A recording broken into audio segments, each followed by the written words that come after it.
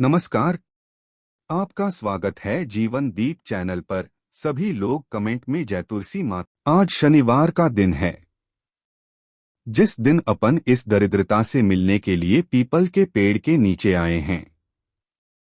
हिंदू धर्म में यह दिन पीपल के वृक्ष के लिए पूजनीय होगा। जो भी शनिवार के दिन पीपल के वृक्ष की पूजन करेगा, दूध चढ़ाएगा या मिष्ठान का भोग लगाएगा, लक्ष्मी और नारायण उसके घर में प्रवेश कर जाएगा। लक्ष्मी और नारायण उसके घर में प्रवेश करेगा।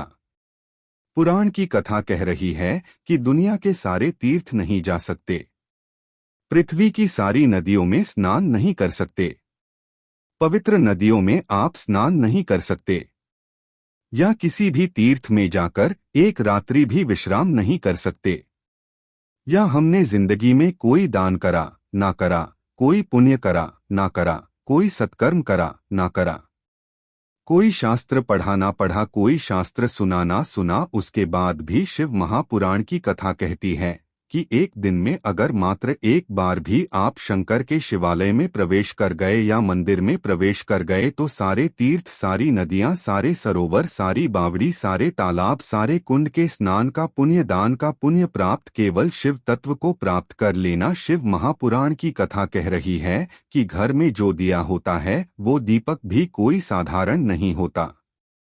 उस दीपक की भी महत्वता है, उस दीपक का भी वर्णन है। एक बार बहुत अच्छे से सुनिएगा, शायद आपकी जिंदगी को सवार, शायद आपके जीवन को मेरी जीजो, मेरे जीजाओं, मेरी बेटियों, बेटा कभी कभी मौका लगे। शंकर भगवान के शिवलिंग के पास में आप बैठे हैं। यहां तक शास्त्र कहता है कि घर में अगर किसी को बहुत तेज बुखार आ गया है, बहुत तेज बुखार, और बच्चा उस बुखार में तप रहा है, बहुत तप रहा है, महाराज तुम जिस दिए में भगवान की आरती उतारते हो, जिस दिए से तुम भगवान की पूजन करते हो, कभी मुक्ता और आप पूजन करने के लिए गए, कभी पूजा शंकर भगवान के शिवलिंग के पास में या शंकर भगवान के शिवलिंग के ऊपर कनेर का अगर पीला फूल देखा है ना आप लोगों ने? अरे बोलो तो जम के देखा है। कनेर का यदि पीला फूल शिवलिंग के आसपास में या शंकर भगवान के ऊपर कहीं रखा हुआ भी दिख जाए, विषम परिस्थिति हो, बहुत हिम्मत ना हारते, तभी भगवान अकेले में एकांत में आप पहुंचे उनके पूजन के लिए। कनेर का पुष्प वहां रखा, चाहे वो जलाधारी पर रखा हो, चाहे वो शिवलिंग के पास में रखा हो, शिवलिंग पर रखा हो, उस कनेर के पुष्पों को अगर आप 5 जगह पर स्पर्श कराकर अपने हृदय की बात कहकर वापस महादेव को समर्पित कर देते हो तो भी मेरा महादेव तुम्हारे दुख का निवारण कर देगा। अब वो 5 स्थान, पहला गणेश जी का जो स्थान होता है वह, दूसरा षडानंद कार्तिक, तीसरा अशोक सुंदरी वाला, चौथा जलाधारी जो ऊपर से बूंद बूंद जल नीचे गिरा रही है, जया विश्रा शामली दौतली देव शंकर जी की 5 बेटियों का, और 5वें नंबर का है शंकर भगवान के, जो कैसे वर्णन किया जाए। त्रिशूल के 3 भाग होते हैं। करे दर्शन आप लोगों ने, जैसे सामने त्रिशूल लगा है, इस त्रिशूल के ऊपर देखेंगे तो 3 भाग दिख रहे हैं, नजर आ रहे हैं सबको। त्रिशूल का जो 3 भाग होता है, उस 3 भाग का जहां जॉइंट होता है, जहां मिलता है, एक जगह पर देखो तीनों भाग एक जगह पर मिले हुए, 3 भाग का जहां मिलन होता है, पंचम स्थान ये 5वां स्थान है। यहाँ पर स्पर्श कराकर शिवलिंग पर अपनी कामना कर कर श्री शिवाय नमस्तुभ्यम कहकर बाबा से अपने मन की बात कहकर जो समर्पित कर देता है, हम 3 महीना भी नहीं कहेंगे, हम तो कहेंगे अगर ज्यादा दुख है 3 दिन इंतजार करना, मेरा बाबा उस दुख को मिटाए। 3 महीना बहुत दूर पर करना है दिल से। और कई तरह के दीपक होते, दीपक का भी विधान वर्णन किया गया, दिए का भी वर्णन किया गया। यहाँ तक शास्त्र कहता है कि घर में अगर किसी को बहुत तेज बुखार आ गया है, बहुत तेज बुखार, और बच्चा उस बुखार में तप रहा है, बहुत तप रहा है, तुम जिस दिए में भगवान की आरती उतारते हो जिस दिए से तुम भगवान की पूजन करते हो उस दिए की बत्ती को नीचे डाल दीजिए और उस दिए को पानी की बाल्टी में धो दीजिए। कौन सी बाल्टी में? जिस बाल्टी के पानी से आप बच्चे को स्नान करा सको। केवल भगवान पर ले जाकर पास में से ले जाकर उस बाल्टी में थोड़ी देर डाल दो और उस बाल्टी के पानी से उस बच्चे को स्नान करा दीजिए। 15 से 20 मिनट, आधा घंटा लगेगा। बच्चे को बड़ी बेचैन दिख रही हो तुम, क्या बात है? पार्वती जी कहती है, देवव्रत कश्मीर प्रदेश का एक भक्त देवव्रत बेलपत्री के वृक्ष के नीचे बैठकर आपका मंत्र जाप कर रहा हूं। मैं आपको जगाना नहीं चाहती थी, पर बेलपत्री के वृक्ष के नीचे लक्ष्मी झाड़ू लगाती है, सरस्वती वीणा बजाती है, इंद्राणी उस बेलपत्री के वृक्ष के नीचे जल का सींचन करती है। 33 कोटि देवी देवता उस बेलपत्री के वृक्ष की जड़ में विराजमान होते हैं। इसलिए देववत एक बार पंचाक्षर मंत्र बोलता है तो वो 33 करोड़ बार गिना जाता है। ऐसा बेलपत्री का वृक्ष होता है।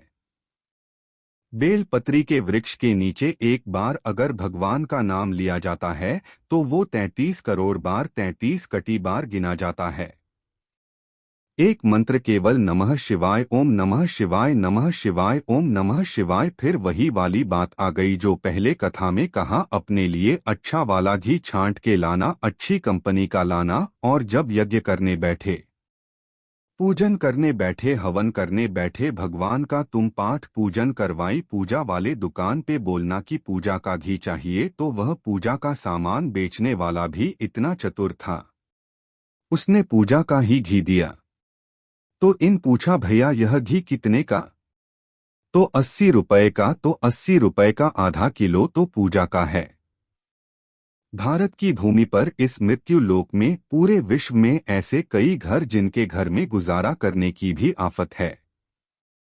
पहनने के कपड़े नहीं, किसी के यहाँ पर भोजन नहीं, किसी के यहाँ जमीन नहीं, किसी के यहाँ दुकान नहीं, कोई कोई पूरी जिंदगी किराए के मकान में निकाल देता है।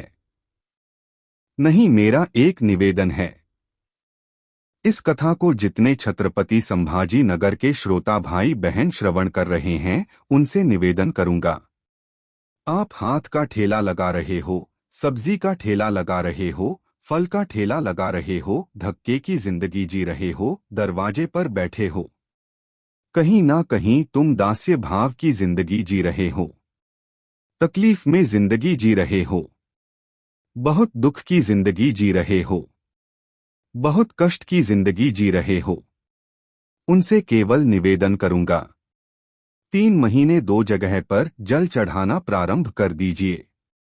केवल 3 महीने, एक शंकर भगवान के शिवलिंग पर, दूसरा बेलपत्री के पेड़ के नीचे 2 जगह पर जल चढ़ाना 3 महीने लगातार चालू कर दो। बाबा तुम्हारा हाथ पकड़कर तुम्हें उन्नति की सीढ़ी पर चढ़ा देगा। हमें कोई चमत्कार करना नहीं आता और न हम कोई तंत्र विद्या या मंत्र विद्या जानते हैं, ना हमारे पास में बेल है, ना हमारे पास में भूति है, हमारे पास में तो केवल शिव का नाम है। आप श्री शिवाय नमस्तुभ्यम बोलो, ओम नमः शिवाय बोलो, नमः शिवाय बोलो, चाहे चाहे महामृत्युंजय मंत्र बोलो। उसका स्मरण करते करते भगवान शंकर के शिवलिंग पर जल और उसी पात्र में जो जल तुमने शंकर जी को चढ़ाया उसमें से बचा हुआ थोड़ा सा जल बेलपत्री के पेड़ के नीचे चढ़ाना प्रारंभ कर दो। अलग से बेलपत्री के पेड़ के नीचे चढ़ाने के लिए अलग से लोटा भर के जल जरूरत नहीं पड़ेगी। जो तुमने शिव जी को जल चढ़ाया, जो तुमने देवतिदेव महादेव को जल चढ़ाया, बस उसी पात्र का जल शंकर जी को चढ़ाओ। उसमें से बचा हुआ थोड़ा सा जल बेलपत्री के वृक्ष के नीचे चढ़ाना प्रारंभ करना। कौन सा बेलपत्री का वृक्ष जिसकी छाया आपके ऊपर आ गई? शिव महापुराण बड़ी सुंदर बात कहता है, ध्यान दीजिएगा।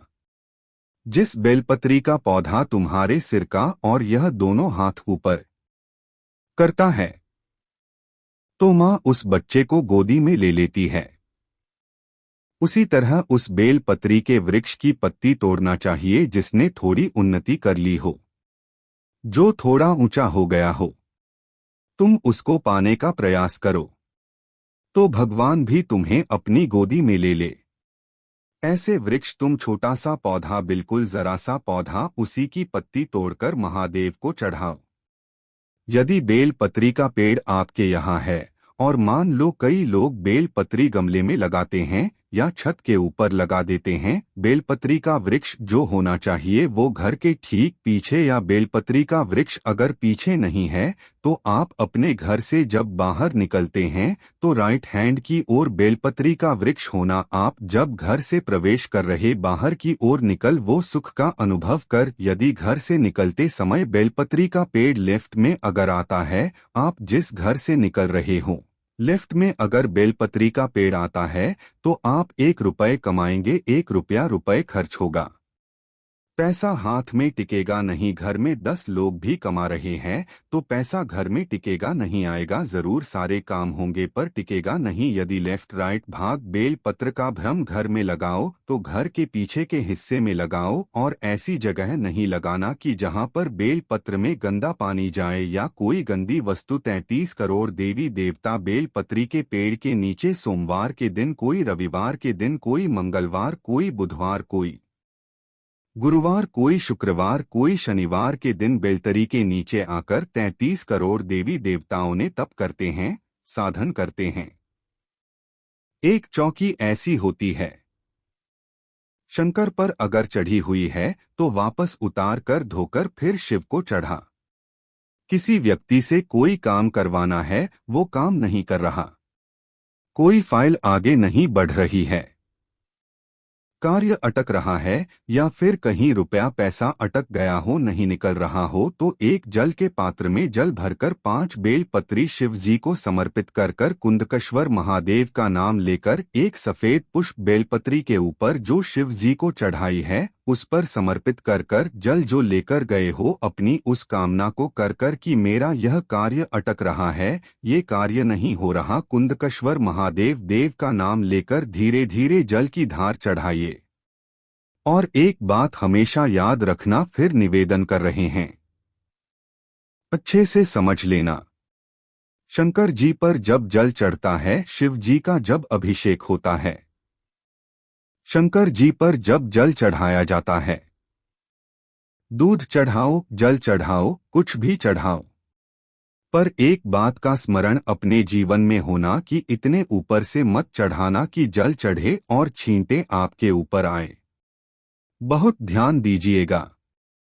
हाँ, तो यहाँ तक वर्णन करा गया है कि शंकर जी का जल चढ़ा हुआ जहाँ से बह कर जाता है ना उसको लांगा तक नहीं जाता, यहाँ लांगते हैं क्या नहीं ना, परिक्रमा भी करेंगे तो वहीं से लौटकर वापस उतर जाएंगे। शिव जी का जहाँ से जल बह कर जा रहा हो, चढ़ा हुआ जल जैसे बह कर जा रहा हो, उसको लांगा तक नहीं जाता। और कई लोग बड़े बड़े आनंद में शंकर जी इतनी ऊपर से जल चढ़ाएंगे तो वो छींटे पूरे अपने ऊपर आना चाहिए, शरीर पर आना चाहिए नहीं।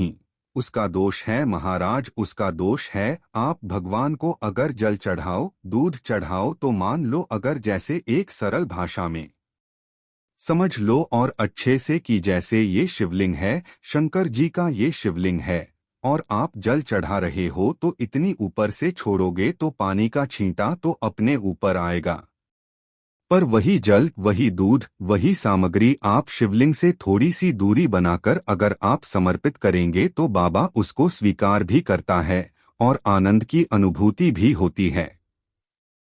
कार्य सिद्ध था।